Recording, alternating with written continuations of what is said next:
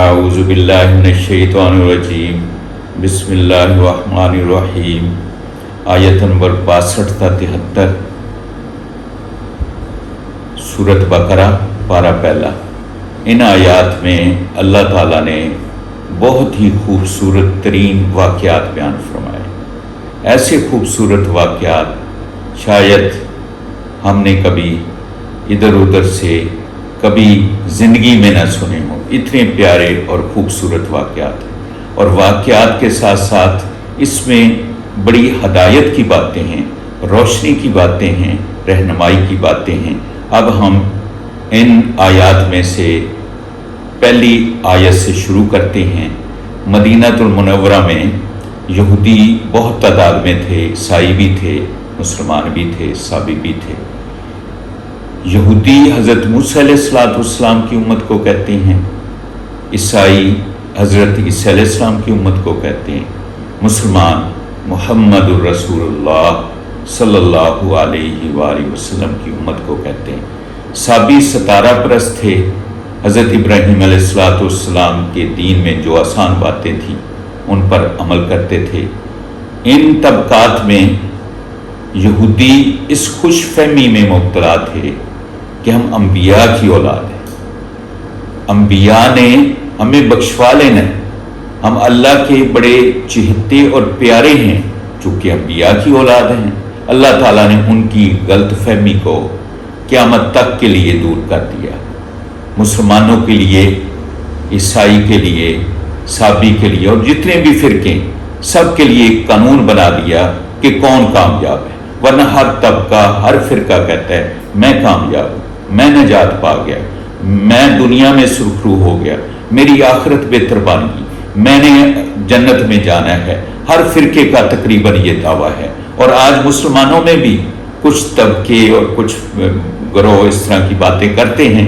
بہرحال ہم نے قرآن بیان کرنا ہے۔ قرآن میں اللہ تعالیٰ نے ایک قانون بیان کیا ہے کہ جو شخص اللہ پر ایمان لائے، اللہ کی توحید پر ایمان لائے، اللہ کا کسی کو شریک نہ بنائے، اللہ کے احکام مانے، قیامت والے دن پر یقین رکھے کہ مرنے کے بعد زندہ ہونے کے بعد اللہ تعالیٰ کے سامنے پیش ہونا ہے، اللہ تعالیٰ نے میری ساری زندگی کا حساب لینا ہے، اس کے ساتھ پھر اعمال صالحہ بھی کرے، ان کے بارے میں اللہ تعالیٰ نے قانون میں یہ وضاحت فرما دی۔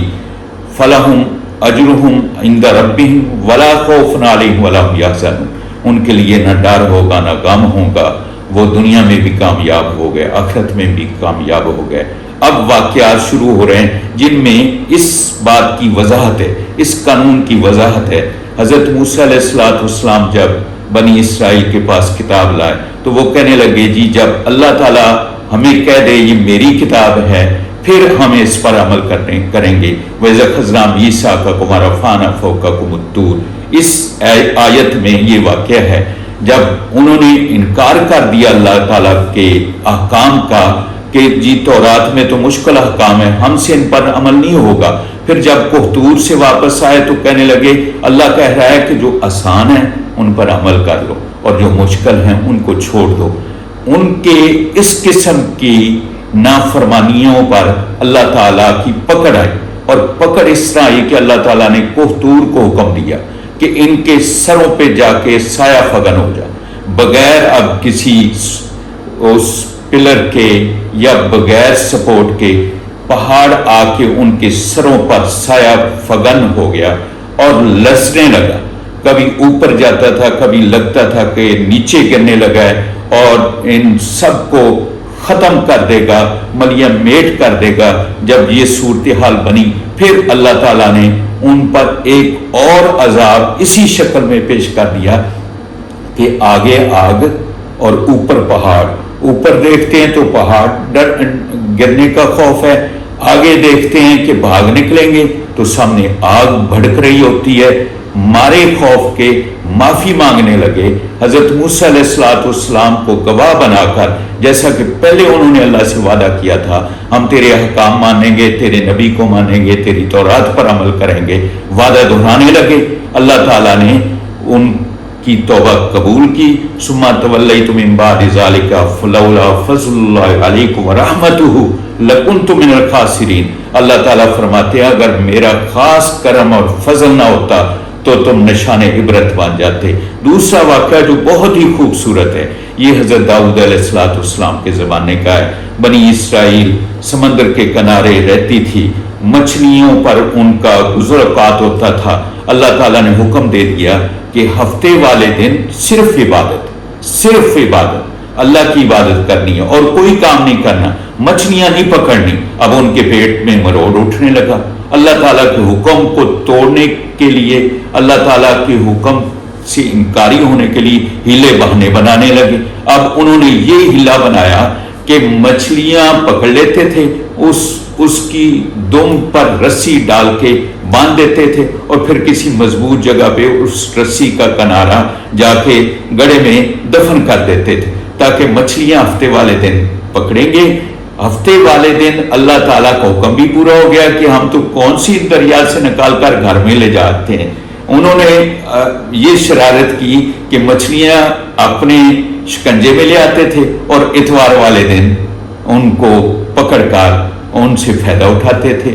اللہ تعالیٰ چونکہ بہت مرتبہ ان کو ڈھیل دے چکا تھا، اب کی بار انہوں نے ایک بہت بڑا گھنونا جرم کیا کہ اللہ تعالیٰ کے حکم کو مذاق کرنے لگے۔ اللہ تعالیٰ نے ان کے بارے میں یہ حکم دیا کونوا قردۃ خاسئین، وہ ذلیل بندر بن گئے۔ 3 دن تک زندہ رہے، ان کی بندر اور خنزیر والی شکلیں بن گئی۔ جب ان کے عزیز و اقارب ان کے پاس آتے تھے، ان کی طرف دیکھتے تھے، شعور میں تھا کہ یہ ہمارے ہیں، ہم ان کے ہیں، لیکن اپنے دکھوں کی کہانی ان کے سامنے آنسوؤں کی شکل میں رکھتے تھے کہ آنسو بہا بہا کے 3 دن تک زندہ رہے۔ تیسرے دن کے بعد صفحہ ہستی سے مٹ گئے۔ اللہ تعالیٰ فرماتے ہیں میں نے فجعلنا نکالا لما بین یدیہا وما خلفہا وموعظۃ للمتقین، ہم نے اس واقعے کو پچھلے لوگوں کے لیے، آئندہ قیامت تک آنے والے لوگوں کے لیے عبرت بنا دیا ہے کہ عبرت پکڑو اے میرے نافرمان بندو، اگر تم اسی طرح نافرمانی میں رہے تو دیکھ لو حضرت داؤد علیہ السلام کے زمانہ نبوت میں انہوں نے اللہ کا حکم توڑا اور ذلیل بندر بن گئے۔ یہ تو ہمارے پاک نبی کی برکت ہے کہ اب شکلیں نہیں بگڑیں گی، کوئی ایسا عذاب نہیں آئے گا جس سے ہم عبرت بن جائے۔ ہاں البتہ تنبیہات ضرور قیامت تک آتی رہیں گی، تنبیہات سے ہم سبق سیکھیں کہ ہم نے اپنی زندگی میں کہاں کہاں اللہ تعالیٰ کو ناراض کیا ہے، اور جب احساس ہو جائے، ضمیر بیدار ہو جائے، جس کا کھائیے اس کا گائیے۔ جب اللہ تعالیٰ نے ہماری ساری ضرورتوں کا ذمہ لیا ہے اور وہ پورا کر رہا ہے اور ہمیں صرف ایک مقصد کے لیے بھیجا ہے کہ ہم اللہ اور اس کے رسول کی اطاعت اور فرما برداری میں زندگی گزاریں، اس کو بھول جاتے ہیں، تنبیہ آتی ہے اس کو بھی پس پش ڈال دیتے ہیں، تو پھر اس کا حساب آخرت میں تو دینا پڑے گا۔ اللہ تعالیٰ نے ایک اور واقعہ بہت ہی خوبصورت بیان فرمایا ہے کہ حضرت موسیٰ علیہ السلام کے پاس آئے بنی اسرائیل والے، ان کا ایک آدمی جس کا نام عامیل تھا وہ قتل ہو گیا، مقتول کا پتہ نہیں چل رہا تھا۔ حضرت موسیٰ علیہ السلام کو کہنے لگے کہ اللہ سے پوچھیں اور ہمارا قاتل مل جائے۔ حضرت موسیٰ علیہ السلام نے اللہ سے دعا کی، اللہ نے حکم دیا کہ ان کو کہو گائے ذبح کر۔ جو ہی اللہ کو حکم آیا مذاق اڑانے لگے۔ حضرت موسیٰ علیہ السلام کو استہزاء کرنے والا، مذاق کرنے والا کہنے لگے کہ کہاں گائے اور کہاں قاتل اور کہاں مقتول کا مسئلہ، یہ ہم سے آپ مذاق کر رہے ہیں۔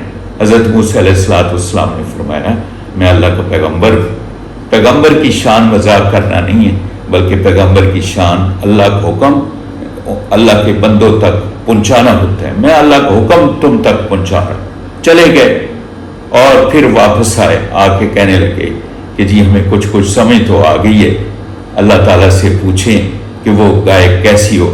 حضرت موسیٰ علیہ السلام نے اللہ سے دعا کی تو اللہ تعالیٰ نے فرمایا فارزم ولا بکر، وہ نہ جوان ہو نہ بوڑھی ہو۔ چلے گئے، پھر واپس آ گئے، پھر کہنے لگے جی ہمیں مزید اس کی وضاحت چاہیے کہ وہ گائے کیسی ہو۔ اللہ تعالیٰ نے حکم دیا فاقع لونھا تسر الناظرین، اس کا کلر ڈارک یلو ہو، جہاں سے ملے اس کو لاؤ، ذبح کرو، تمہارا قاتل مل جائے گا۔ حضرت موسیٰ علیہ السلام کا یہ حکم سن کر اللہ نے جو ان کے لیے دیا تھا چلے گئے، پھر واپس آ گئے، کہنے لگے جی ہمیں تو اب ہم تو پروگرام بنا چکے ہیں کہ گائے ہم نے ذبح کرنی ہے، لیکن مزید ہم وضاحت چاہتے ہیں۔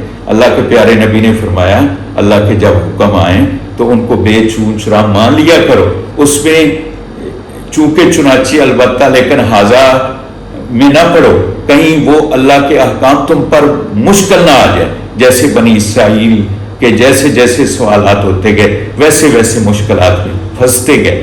آخری باری جب آئے تو حضرت موسیٰ علیہ السلام نے اللہ سے دعا کی کہ اللہ اب یہ تیرا حکم پورا کرنے لگے ہیں، اب کوئی ان کو وضاحت چاہیے۔ اللہ تعالیٰ نے فرمایا پھر وہ گائے ایسی ہو کہ اس سے نہ کھیتی باڑی کا کام لیا گیا ہو، نہ اس سے کنویں سے پانی نکالا گیا ہو۔ اب نکلے وہ حکم اللہ کا لے کر اور تلاش کرنے لگے گائے کو۔ اللہ تعالیٰ نے ایک بچے کی قسمت میں یہ سارے نعمتیں پیسوں کی شکل میں اس کو دینی تھی، چونکہ وہ ماں کا بہت زیادہ تابعدار تھا۔ والد اس کا فوت ہو گیا تھا، یتیم تھا۔ جب اس کے پاس گئے گائے خریدنے کے لیے تو اس نے کہا جتنے اس کے کھال میں سونا آتا ہے وہ مجھے بھر دو، میں گائے دے دیتا ہوں۔ اب مجبور تھے، قاتل کو تلاش کرنا چاہتے تھے، اس کی ساری ڈیمانڈ پوری کی، گائے لے لی اور اس کو ذبح کی۔ جب ذبح کیا حضرت موسیٰ علیہ السلام نے فرمایا اس کا ایک ٹکڑا لے لو اور اس کی گردن پر دے مارو، گردن پر مارو بھی یہ زندہ ہو جائے گا اور یہ بتا دے گا یہ مقتول کہ میرا قاتل کون ہے۔ گردن پر جو ہی انہوں نے گائے کا ایک پیس گوشت کا وہ لیا اور مارا تو اللہ تعالیٰ نے اپنے حکم کن فیکون، جیسے کہ اللہ تعالیٰ کی شان ہے، کن کہہ کر آسمان بنائے، کن کہہ کر زمینیں بنا دی، کن کہہ کر اس کو زندہ کر دی۔ جو ہی وہ زندہ ہوا اللہ نے صرف اتنا ہی اس سے کام لینا تھا کہ بتاؤ تمہارا قاتل کون ہے۔ اس نے کہا میرا قاتل میرا بھتیجا ہے جو وراثت کے طمع اور لالچ میں اندھا ہو گیا تھا، اسے اندھا ہو کر مجھے قتل کر دیا۔ اب پھر وہ دوبارہ زمین پر گر پڑا اور پھر وہ دنیا سے رخصت ہو گیا۔ اللہ تعالیٰ اس واقعے میں ہمیں سبق دے رہے، دیکھو ایک آدمی مر چکا تھا، قتل ہو چکا تھا، اس کو اللہ تعالیٰ نے زندہ کر لیا اور اس سے باتیں لوگوں کو سنوائیں، اس سے اللہ تعالیٰ نے گفتگو کروائی، اے لوگو، اے میرے بندو، تمہیں بھی میں نے مارنا ہے، کل نفس ذائقۃ الموت، ہر ذی روح نے موت کا ذائقہ چکھنا ہے۔